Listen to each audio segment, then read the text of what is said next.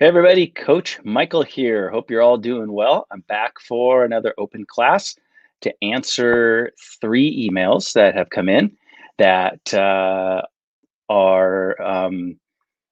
submitted through our website, which is thesleepcoachschool.com. Right at the top, there's a link there, and you can um, submit email questions for our broadcast. And also, there's the website there. We also have the self-coaching master program. So you can get all kinds of information there, and there's a lot of free stuff too. So when you go there, you can check it all out and hopefully find something of value there. So I want to jump in now to our emails that we have for today. And the first email comes from Jacob. Jacob says, I struggle to go to bed on time and to keep sleeping through the night. Does anyone have any tips on how to fix these two problems? First of all, Jacob, thank you for submitting a question.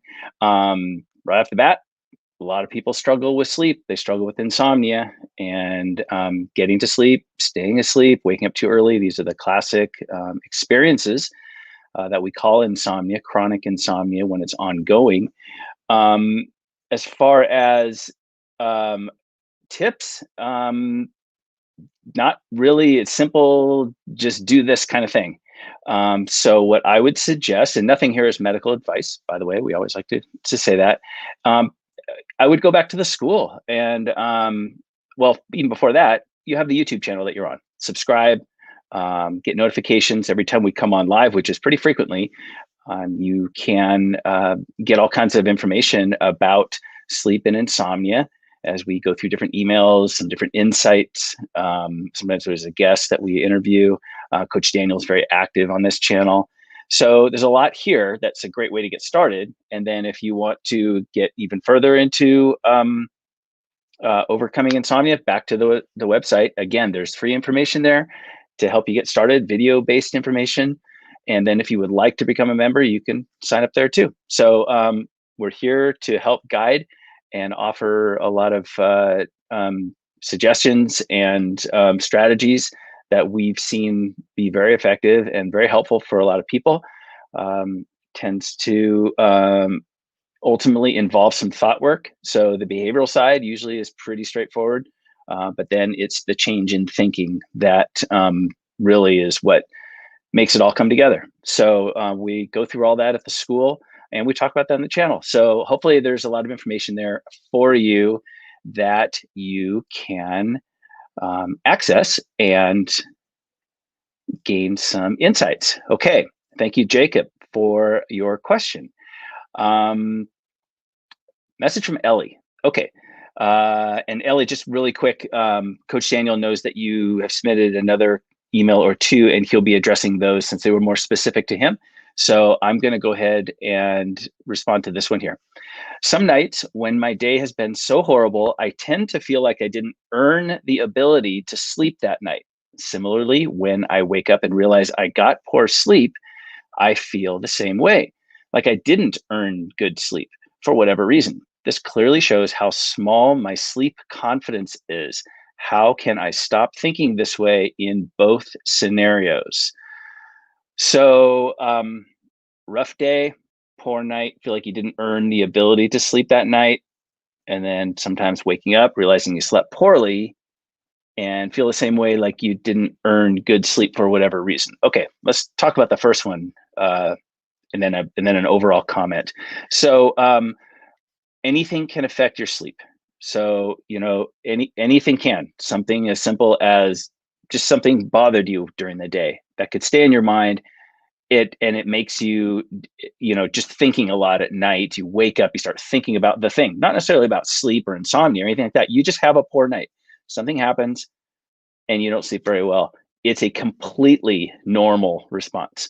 So sleep will it can be shallow and fragmented when something happens during the day that maybe upset you, or maybe it was really exciting. It could be the other direction too. It's not necessarily a bad thing. Maybe it's something you ate that didn't agree with you. Maybe it's it could be almost anything can disrupt your sleep. So the first part of your question is there's nothing to earn really. If you have a day that's stressful or a poor, just a rough day for whatever reason, um, sleep, it gets more challenging, I guess is a way to say it. So you want to just understand that, first of all, that anything can affect your sleep, and then don't get upset with yourself. The kindness that we talk about, show yourself some kindness. That's a completely normal thing to happen. So the second question you had was, after a poor night of sleep, you feel you, for whatever reason, I think you said, you didn't deserve it, you didn't earn it. So and then you talk about sleep confidence. So having a poor night of sleep, it it can happen, but it doesn't have to determine your day. So the other direction, the night quality of sleep at night determining your day, is completely it really is up to you. um how you go on about the day, you cannot give sleep a second thought. You know, you have the best thing you can do in the morning with your sleep is to forget about it. I just simply like to say that it doesn't help to ruminate, to think about, to dwell on, whatever phrase you want to use, how the night went, because it doesn't matter at that point. It really doesn't. You just get on with your day, and you might find that your day can be okay, regardless of what happened at night. Um, I think it actually, is helpful to um, treat yourself well after a poor night. Don't cancel things. Don't develop a negative kind of outlook on things.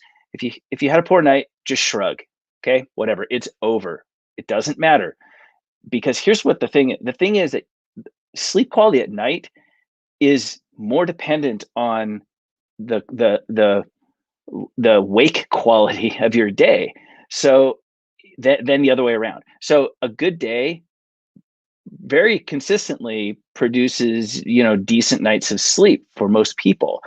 It's when a person waits for a good night of sleep before they do nice things during the day. Turn the tables on the whole thing. If you have, it doesn't matter. You should always have a nice day. You should always treat yourself well.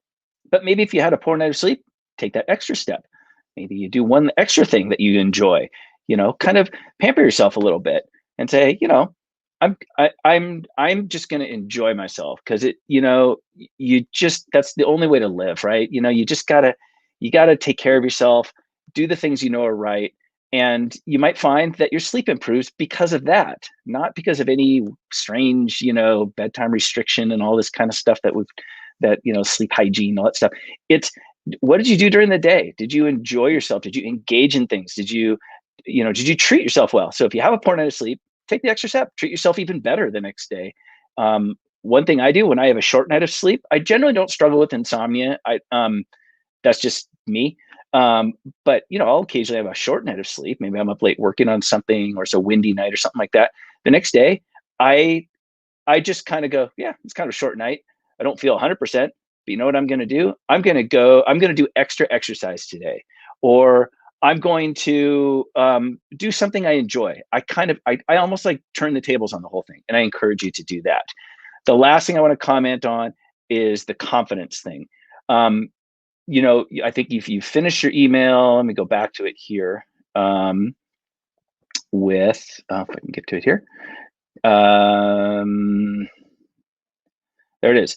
This clearly shows how small my sleep confidence is. Okay, sleep confidence isn't something you can magically create. Okay, it's the byproduct, or it is the product of all of the thought changing that we talk about in this channel. Understanding sleep, understanding the gas brake model, understanding the desire and trouble, circular kind of chasing itself model. We talk about timelessness and all these kinds of things, and we have the natto thing, with Coach Daniel is coming up with different terms for different kinds of things, and so when you understand all that, then your sleep improves and your confidence goes up. But I want to talk about confidence as a general concept here. Confidence doesn't mean perfection. It doesn't mean even that you're good at something. If you think about it, like someone can be overconfident. That's a common term we throw around. Someone can be overconfident, and then like, oh, they're not really all that good at what they think they're good at, but they're confident. And you almost, in a way, you almost kind of like envy them. Someone's like really confident in their ability to do something, and you just think, wow, like they seem okay at it, but not that great. But boy, they sure talk like they're confident, and they feel like they're confident. Well, that feeling of confidence happens with sleep. And it kind of is at the end of that natto, is at that destination, that not attached to the outcome natto destination. The people who are at that point, they're very confident in their sleep, and they're not all the same. They don't all sleep the same quality. Some sleep better quality than others. Some feel a little more rested in the morning than others, but they're at that point where they are not attached to their sleep quality or duration in any way. It just is. And so they become very confident in it. It just, yeah, like I just get through the night. Whatever happens, happens. And I don't let it impact my day. So that's really what confidence is. So, you'll get there. It's a thought thing. It's like you gotta change your thinking to get to that point. And I think actually we'll just jump right to the next and final email, because there's so much there that I think you and Jacob also can really learn from it. So let's go to the final email we have. And yes, from John. Okay, John commented from open class number 48. So this is your comment here, John. And John's been working a lot with Coach Daniel, and very familiar. So John, I just want to take a moment to respond to your email here. I'm sleeping very soundly now, and I think I finally cracked the final piece of the puzzle. I have actually beaten insomnia months back, but the belief that I still have it can actually bring on the symptoms of insomnia. So I went from suffering from insomnia to paradoxical insomnia. That's kind of that feeling that you didn't sleep, but you actually did sleep more than you think, that kind of feeling. You suffering from insomnia to paradoxical insomnia by monitoring myself too much. I found I understood way more about sleep than before. I find people naturally get very sleepy after being awake for 17 or 18 hours. And this is the so-called sleep drive, which builds from just staying awake long enough.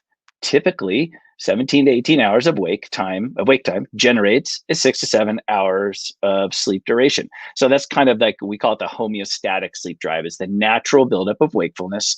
And on average, that's, kind of an average, 17, 18 hours of wake, 6-ish hours of sleep.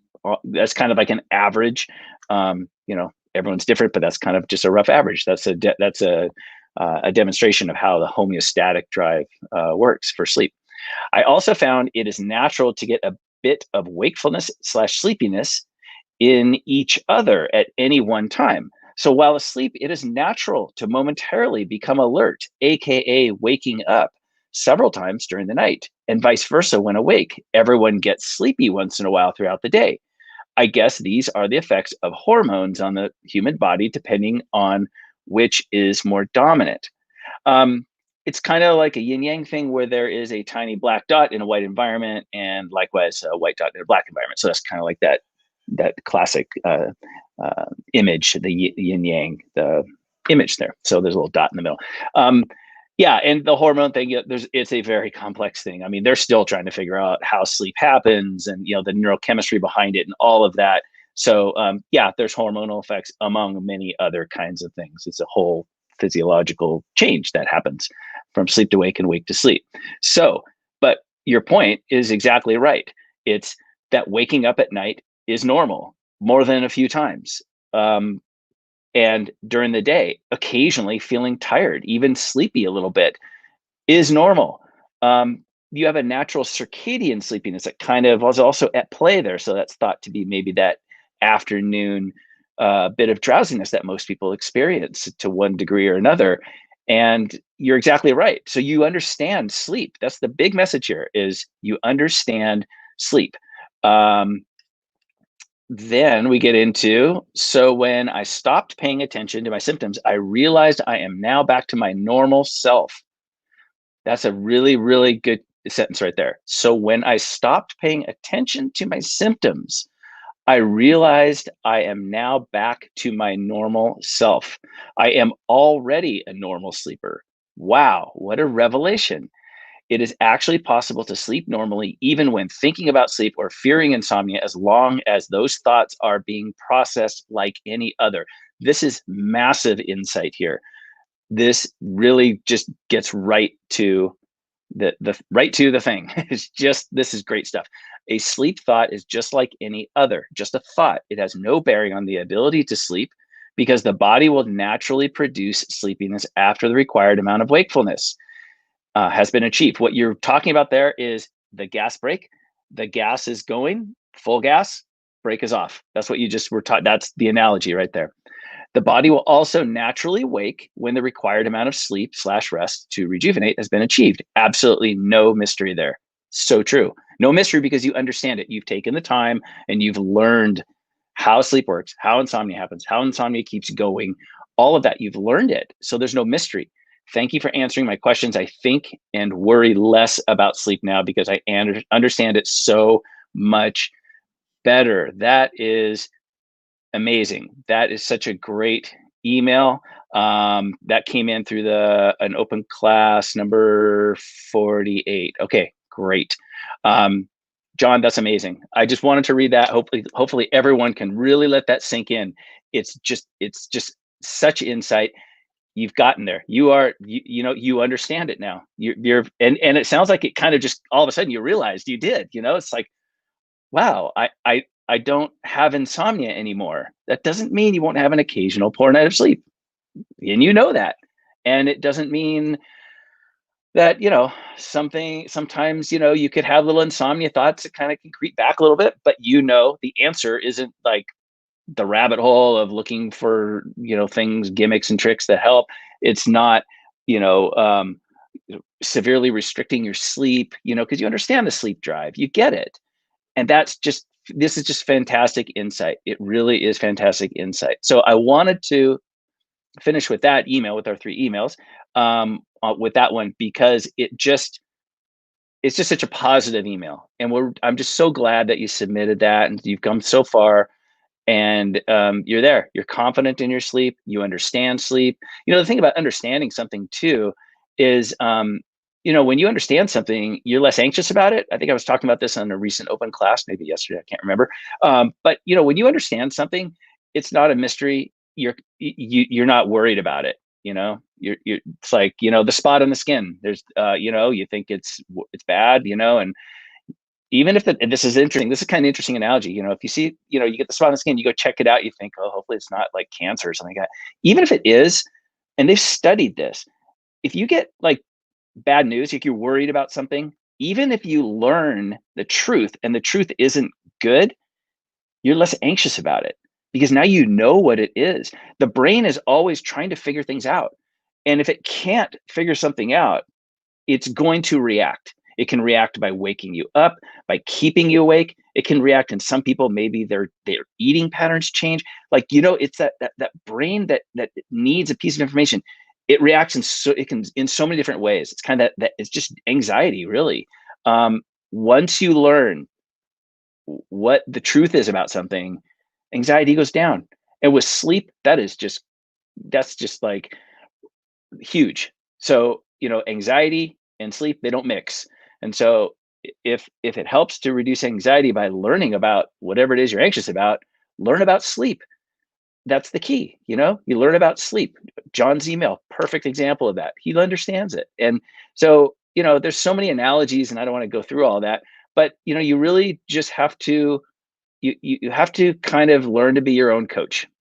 And I think that's really where it helps. You get information. Hopefully we can provide information that can help guide you.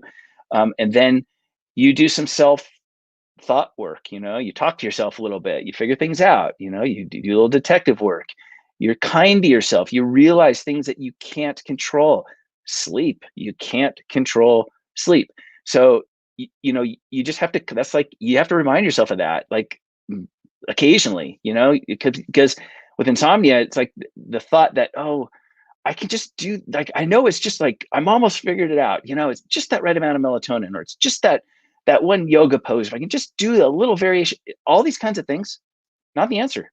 You might sleep well after doing something like that, but it's not going to survive. It's not going to hold up because it's not the reason that sleep happens. Sleep happens when the gas pedal's down, your sleep drive, good time, sleep drive, go full bore, and the brake pedal is off. There's nothing getting in the way, resisting, anything like that. It's just pure sleep drive. And the brake side of that analogy is usually thinking, it's thoughts. Like John was saying, thoughts, they're just thoughts. They don't have to mean anything. They don't have to control anything. So when you get to that point and you realize that when it comes to sleep, thoughts can get in the way, then just understanding that is really like the key to not having it be a problem.